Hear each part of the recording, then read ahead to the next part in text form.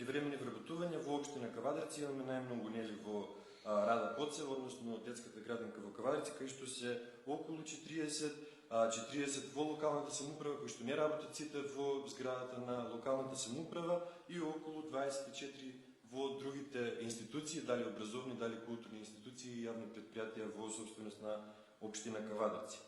Ова е доминантно технички персонал, а не се административци, заради тоа и малку е нели гревата во однос на тоа како се тие може да ги застапуваат своите работнички права. Законот за работни односи предвидува вработување и на определено време покрај неопределено време, така да единствената причина за постоење на овие агенции за привремено вработување според политичката партија Левица е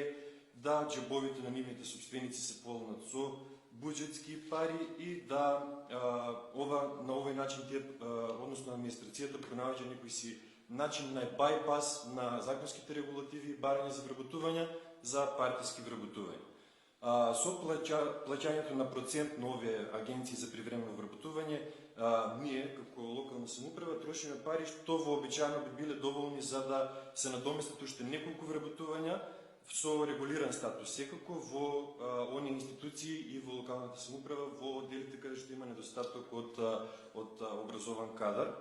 Јавна тајна е дека овие, како што реков, привремени вработувања се байпас за систематизациите за вработување и полнење на институциите со партиски кадри, што во секој случај излегува неефикасно и се покажува како такво.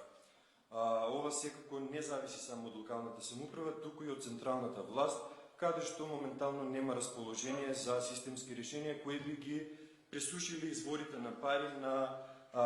џебовите на собствениците на овие агенции за привремени вработувања.